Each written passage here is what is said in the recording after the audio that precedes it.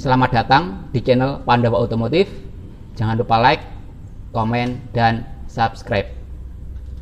Siang ini saya akan memperbaiki CVT Suzuki Spin. Motor ini kalau dipakai jalan terasa molor dan lambat naiknya.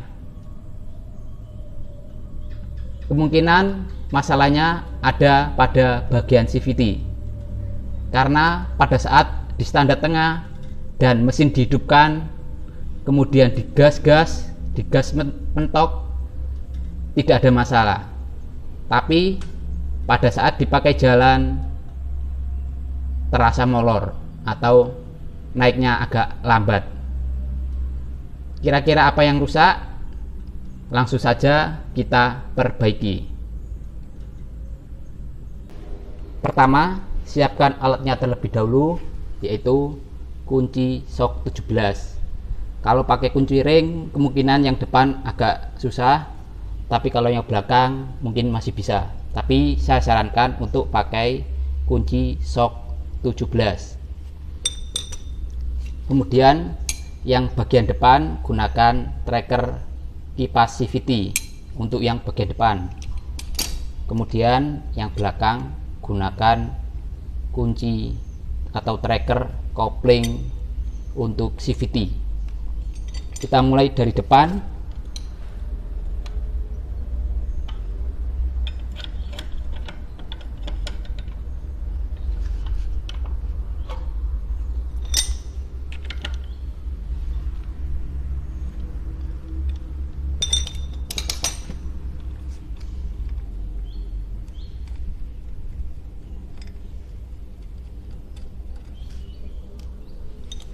Kemudian yang belakang.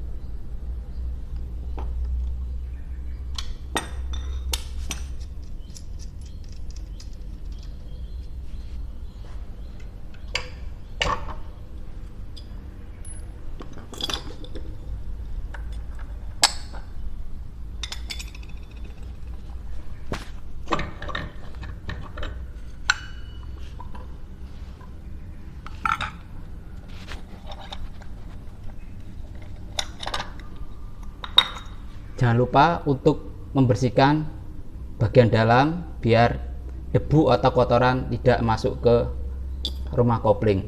Kalau ini kotor bisa menyebabkan tarikan molor.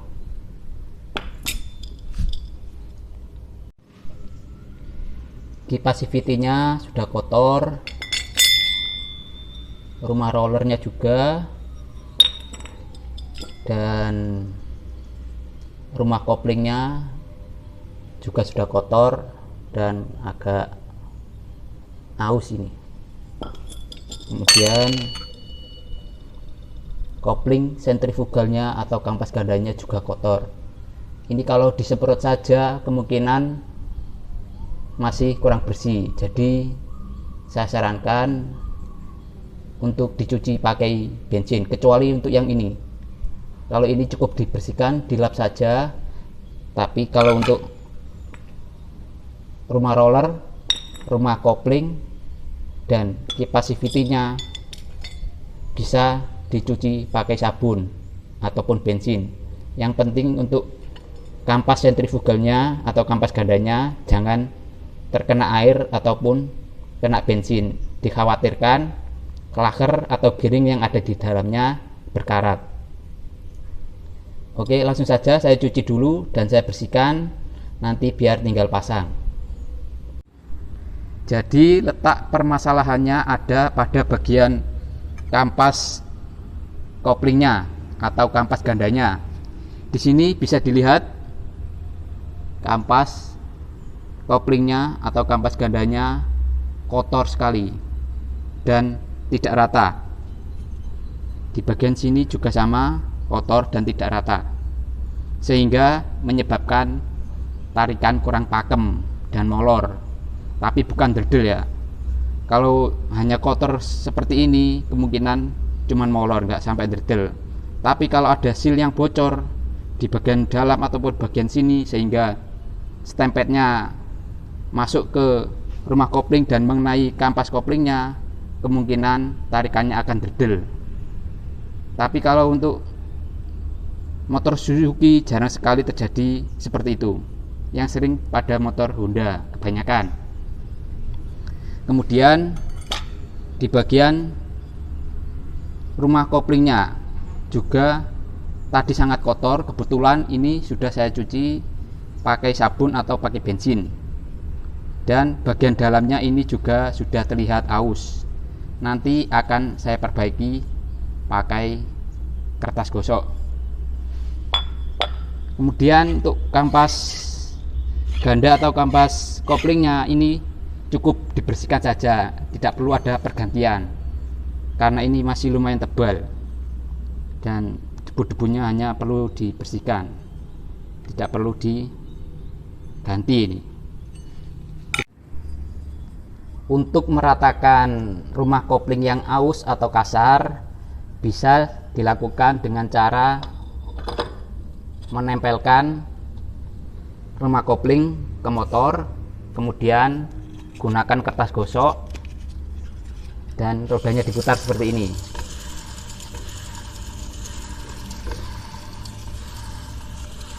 Tujuannya apa? Agar rumah koplingnya ini kembali halus. Tadi kan sangat kasar. Kalau kasar bisa mengurangi daya cengkram kampas kopling ke rumah koplingnya dan bisa menyebabkan kampas koplingnya cepat habis ya. Kalau ini kasar, harusnya halus seperti pas baru. Diputar rodanya seperti ini sampai halus.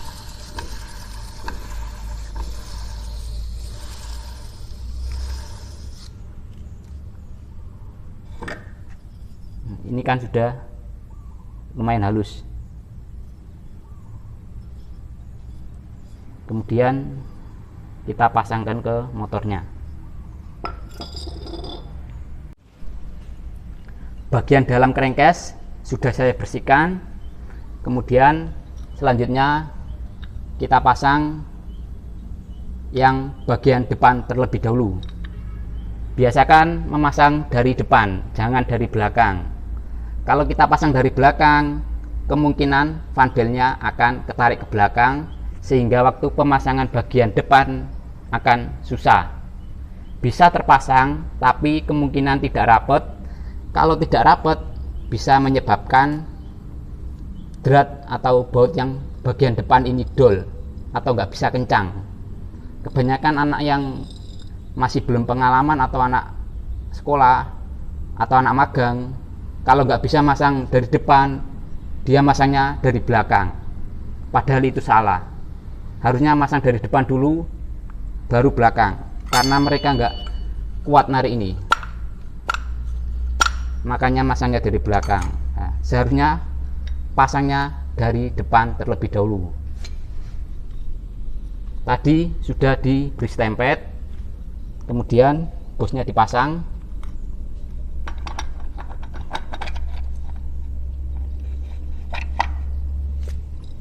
Dan untuk fan belnya, rotasinya menghadap ke depan. Kalau Honda tidak ada panahnya seperti ini, tapi cara masangnya sama, tulisannya menghadap ke depan, jangan kebalik seperti ini, harus ke depan ini, karena ini adalah rotasinya.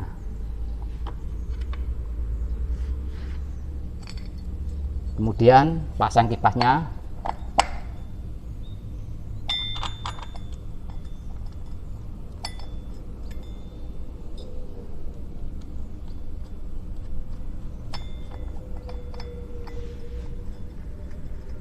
Nah, ini sampai kencang dulu, nggak boleh goyang ya. Kita pasang kencangkan dulu bagian depannya pakai kunci shock 17.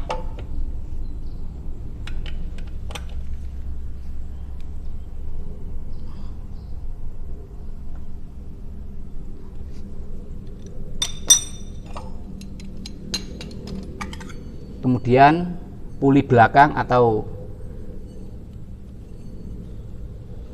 kapas koplingnya bagian dalamnya juga sudah diberi stempet biar bearingnya awet dan tidak berkarat. Cara pasangnya, dimasukkan terlebih dahulu baru ditarik ke belakang seperti ini.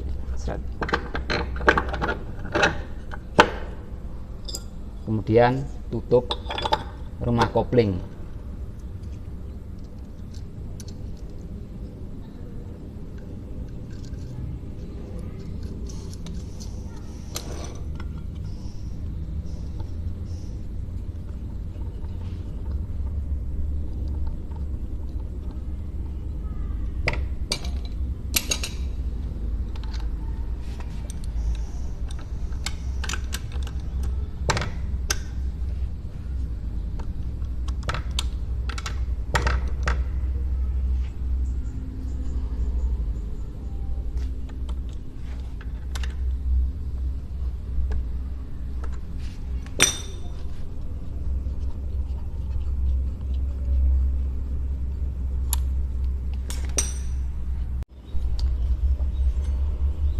Fan belnya sudah terpasang, jadi tadi permasalahannya adalah pada bagian rumah kopling dan kampas koplingnya atau kampas gandanya sangat kotor, dan rumah koplingnya juga kasar atau aus, sehingga menyebabkan tarikan sepeda ini molor.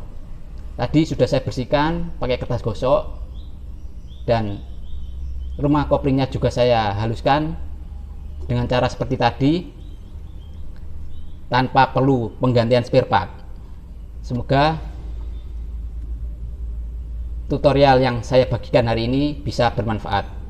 Jangan lupa like, komen, dan subscribe. Sekian, terima kasih.